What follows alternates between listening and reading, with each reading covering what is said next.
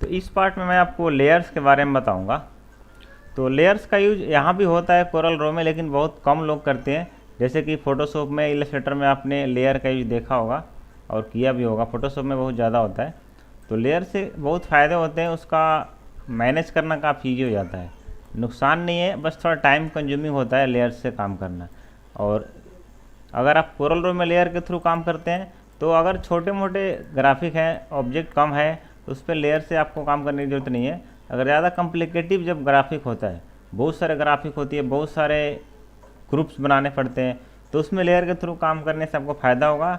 अगर आप ग्राफिक को इंटरचेंज सॉफ्टवेयर कर दें, मान लीजिए अपने कोरल से इलस्ट्रेटर में लेके जाना है या और किसी सॉफ्टवेयर में लेके जाना है, तो उसमें आपको ये फ़ायदे करेंगे। जैसे मैं अब एग्जाम्पल के तौर पर आपको दिखाऊँ तो आपको लेयर्स का फ़ायदा मैं दिखाता हूँ। जैसे मैंने ये ग्राफिक कुछ दिन पहले बनाया था, अगर आपने वीडियो देखा होगा तो इस ग्राफिक में लेयर्स का यूज बहुत हुआ है।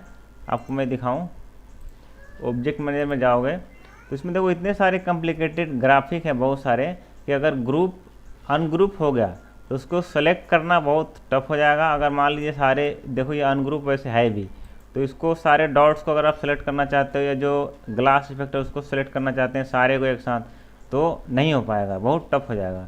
इसलिए मैंने लेयर पे रखा है सारा। अगर आपको केवल देखो अलग अलग ब्लैक लेयर्स, बैक लेयर्स है, बैक में जो इफेक्ट डाला हुआ है, ये ग्लास इफेक्ट वाले जितने इसमें ग्राफिक हैं, ये देखो यहाँ से हाइड अनहाइड हो रहा है, यहाँ पे देखो क्लिक करने से, जैसे फोटोशॉप में होता है। अब ये फ्रंट का जो डॉट है और ये बैक की लाइट है, तो ये सारे हमने अलग अलग देखो लेयर पे रखा है। तो अनग्रुप है, फिर भी सिलेक्ट करना और ग्रुप करना काफ़ी ईजी हो जाता है। जैसे ऐसे सिलेक्ट करेंगे तो सारे सिलेक्ट हो जाएंगे, लेकिन अगर आपको सारे सिलेक्ट कर ग्रुप करना है तो यहाँ से उस लेयर को हाइड कर दो जिस लेयर को नहीं चाहिए, फिर इनको आप सिलेक्ट कर सकते हो। तो इसका बहुत सारे एडवांटेज है। अगर दूसरे सॉफ्टवेयर में ले जाते हो तो as it is layer wise ऐसे आ जाता है जैसा यहाँ पे लेयर है, और नेमिंग वेमिंग पूरा एग्जैक्ट सेम आ जाता है वहाँ पे। तो इसका फ़ायदा एक ये होता है। अगर आप इलस्ट्रेटर में AI फाइल बना के लेके जाते हो तो इसके फ़ायदे होते हैं। अगर आप इसका यूज़ करोगे, ज़्यादा कॉम्प्लिकेटिव ग्राफिक में होगा। अब कैसे बनाते हैं ये आपको मैं दिखाता हूँ। और इसका फ़ायदा जब मास्टर पेज बनाते हैं तो उसमें भी होता है। तो मान लीजिए एक छोटा सा कोई ग्राफिक में बना रहा हूँ, मान लीजिए हमने एक रेक्टेंगल लिया, ठीक है, और इसमें हम कोई कलर डाल देते हैं। मैंने यहाँ पे रेड कलर डाल दिया मान लो, ठीक है। अब इसके ऊपर मैं कोई टेक्स्ट लिख रहा हूँ, ठीक है,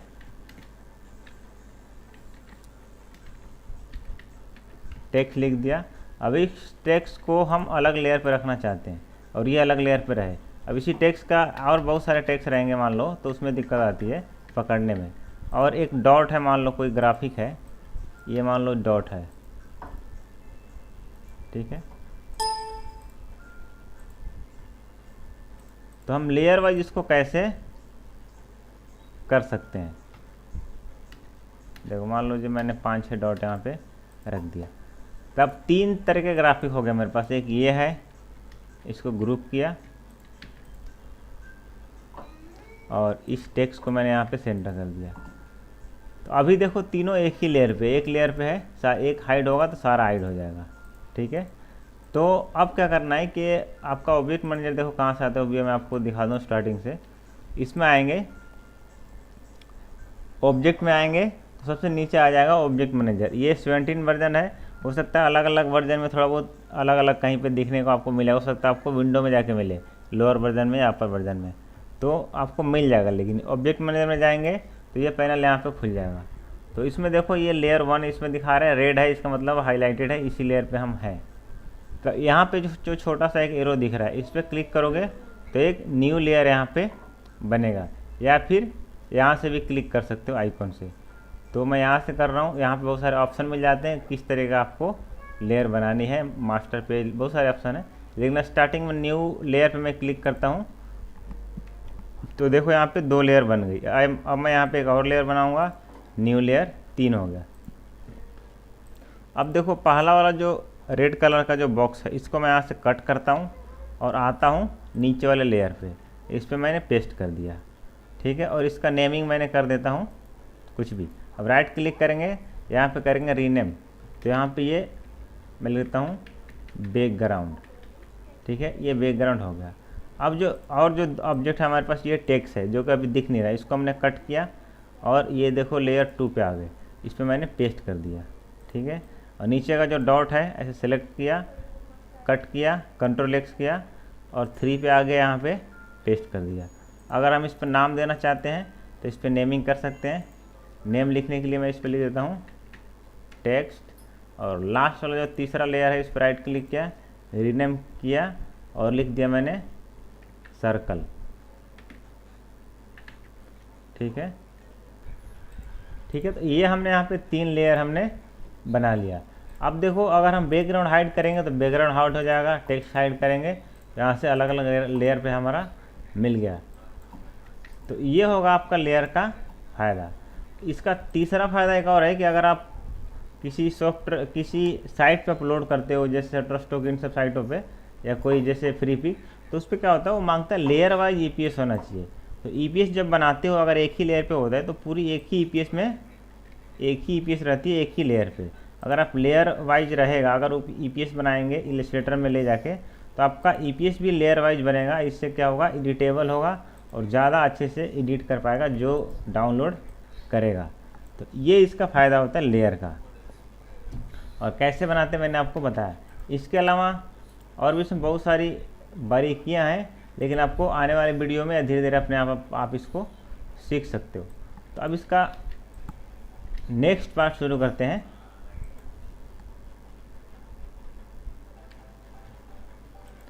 अब आ जाते हैं मास्टर पेज।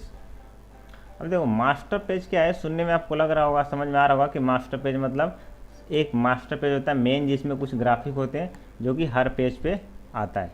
ज़्यादातर ये बुक डिज़ाइन में काम आता है। जैसे मान लीजिए बुक है पूरे एक A4 पेज का, यहाँ पे जो पेज नंबरिंग मान लो यहाँ पे लिखा होता है, यहाँ पे एक सर्कल बनाया, ठीक है।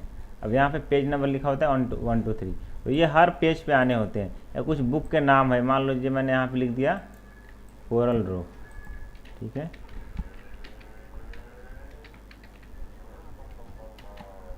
तो ये मान लीजिए हर पेज पे आने हैं, रिपीट अपने आप हो जाए, तो इसको मास्टर पेज पे हमें सेट करना होता है। तो ये कैसे करते हैं ये मैं आपको दिखा रहा हूँ। यहाँ पे 1 2 3 लिखूँगा तो अपने आप आ जाएगा इसमें। तो इसके लिए आपको क्या करना है, तो इस ऑब्जेक्ट को हर पेज पे लाने के लिए हमें करना ये होता है कि मास्टर पेज में जाना होता है। तो ये कैसे बनाएंगे, पहले मैं इसको यहाँ से डिलीट कर देता हूँ।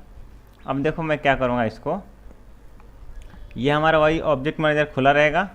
कहाँ से आता है एक बार फिर से बता दूँ आपको। इसको मैं बंद करता हूँ, आपको आना है ऑब्जेक्ट में, ये रहा ऑब्जेक्ट मैनेजर, ठीक है।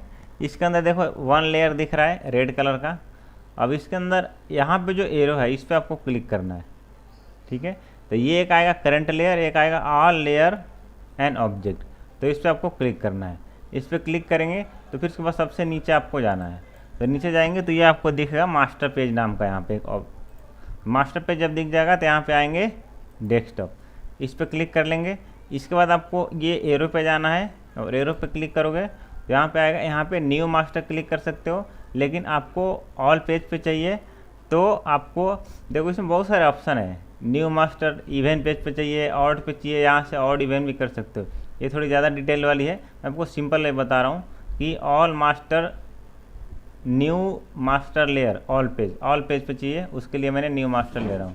ऑड इवेंट इसलिए होता है कि कभी आपको लेफ़्ट राइट का अलग अलग 2 मास्टर चाहिए तो उसके लिए 2 ऑप्शन अलग अलग होता है। मैं सिंगल वाला भी बना के दिखा रहा हूँ। ये मैं इस पर क्लिक करूँगा, ऑल पे आ जाएगा ऑटोमेटिक। तो ये लेयर आ गया, मैं इस पर लिख देता हूँ पेज नंबर, ठीक है। तो पेज नंबर का मैं यहाँ पे ऑब्जेक्ट बनाऊँगा। अभी देखो मेरा रेड वहीं पे बना हुआ है, तो इसके लिए मैं एक सर्कल ले लेता हूँ, ठीक है। इसको मैं कलर कर देता हूँ, ठीक है। और ये मैं यहाँ पे रख लेता हूँ, इसको सेंटर कर लेता हूँ। सेंटर करने के लिए इसको मैं नीचे ले गया ड्रैग करके, ठीक है। इसको जूम कर लिया। अब मुझे चाह रहा हूँ कि इस पर पेज नंबर आए ऑटोमेटिक। अब पेज नंबर लाने के लिए आपको क्या करना पड़ेगा, यहाँ पे क्लिक रखो, इसके बाद एक और न्यू लेयर लो और इस पर ले लो वही ऑल पेजेस, इस पर लिख दो पेज नंबर, ठीक है, आप पेज नंबर लिख दिया। आप देखो हम इस लेयर के ऊपर हैं। अब आपको आना है लेआउट के अंदर। लेआउट में जब आएंगे तो इसमें जब आओगे तो इंसर्ट पेज नंबर यहाँ पे दिखेगा। इंसर्ट पेज नंबर पे आएंगे, फिर आएंगे ऑन एक्टिव लेयर। देखो इसमें बहुत सारे ऑप्शन है, तो on all even page, all page, बहुत सारे ऑप्शन है, तो आपको करना है ऑन ऑल पेजेस। ठीक है, इस पर क्लिक करो। ठीक है, तो ये आ गया पेज नंबर। अब इसको क्या करना है, इसको छोटा कर लो, फ़ॉन्ट कर लो इसको 12 और इसको यहाँ पे रख दो। इसको कर दो वाइट, इसको छोटा कर लो और छोटा कर लो, 10 कर लो। ठीक है, और इसके सेंटर कर दो। अब क्या होगा, ये पेज नंबर देखना हर पेज पे आ गया होगा। अब नेक्स्ट पेज पे देखो क्लिक करूँगा, ये देखो 15 ऑटोमेटिक आ गया 16। इस तरीके से आपका ये मास्टर पेज पे हमने पेज नंबर लगा दिया। ठीक है, इस तरीके से देखो नीचे आ गया। अगर इसको और थोड़ा बड़ा करना है तो एक साथ दोनों को सिलेक्ट करो। देखो इसको और इसको, ठीक है, ये सिलेक्ट है, इसको एक ही साथ इसको इसे बड़ा कर दो, इसको थोड़ा ऊपर कर दो। ठीक है, देखो हर पेज पे थोड़ा सा बड़ा हो गया। इस तरीके से मास्टर पेज का हमने पेज नंबर सेट कर लिया। अब मैं आपको यहाँ पे ऊपर कुछ लिख के दिखा रहा हूँ जो हर पेज पे आएगा। टेक्स्ट मान लो ऊपर मैंने लिख देता हूँ कोरल ड्रॉ, छोटा सा। ठीक है, अभी हम देखो कहाँ है, ये आपको ध्यान देना है। आपको ध्यान देने वाली बात ये है कि जो भी करना है आपको मास्टर पेज पे करना है। अभी देखो हमने कितने लेयर बनाए हैं। इस वीडियो को 2-3 बार देखोगे तो समझ में आ जाएगा। स्टार्टिंग में शायद आपको थोड़ा सा कॉम्प्लिकेटिव लग रहा होगा, क्योंकि लेयर बहुत यहाँ पे छोटे छोटे दिखते हैं, तो इसको ध्यान से आपको करना पड़ता है। अभी देखो हमारे पास कितने लेयर हैं यहाँ पे। एक हमने बनाया था पेज नंबरिंग का, और एक हमने बनाया था सिंपल, जिसका नेम नहीं दिया था। ठीक है, अब हम एक और लेयर बनाएंगे यहाँ पे, इसका नाम रख देते हैं ऑल पे चाहिए, तो ऑल पे क्लिक करेंगे। यहाँ पे ले लेता हूँ हेडर। ये नेम करने से फ़ायदा ये होता है कि बाद में अगर हमें कुछ पकड़ना है कि कहाँ पे क्या एरर आ रहा है तो हमें दिक्कत नहीं आएगी। कोरल ड्रॉ ट्यूटोरियल, ठीक है, इसको मैं कर देता हूँ 12। ठीक है, इसको मैं यहाँ पे टॉप पे ऐसे रख लेता हूँ। ठीक है, अब देखो ये हर पेज पे ऑटोमेटिक आ गया।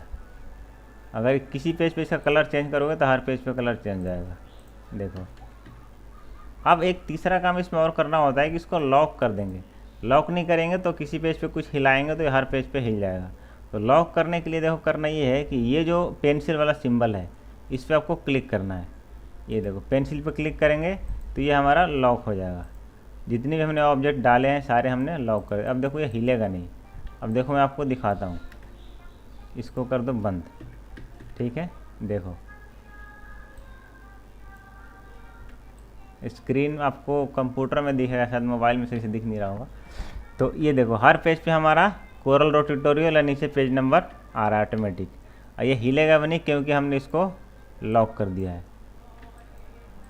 देखो ये पकड़ में आएगा, ये नहीं पकड़ में आएगा। अगर लॉक तोड़ना है तो आपको फिर वहीं पे जाना पड़ेगा, ऑब्जेक्ट मैनेजर, सबसे नीचे जाएंगे तो ये आएगा मास्टर पेज। मास्टर पेज में लॉक तोड़ के जो एडिटिंग करना है यहाँ से, जैसे हेडर को करना है तो लॉक तोड़ दिया, अब ये पकड़ में आ जाएगा। इसको हम ब्लैक कर देते हैं, यहाँ से ब्लैक हो जाएगा। फिर इसको लॉक कर दो। अगर हाइड करना है तो यहाँ से हाइड कर सकते हो। तो ये सारी चीज़ें है मास्टर के बारे में। तो इसके अलावा और अच्छी इसमें डिजाइनिंग भी कर सकते हो मास्टर में। मैंने आपको यहाँ पे बेसिक बताया कि कैसे आप मास्टर को बना सकते हो। जैसे आप इन डिजाइन में भी मास्टर बनता है तो बहुत सारे यहाँ पे ग्राफिक, बहुत सारी अलग अलग भी आप बना सकते हो। तो आशा करता हूँ इस वीडियो से आपको मास्टर का कंसेप्ट क्लियर हो गया होगा। Thank you.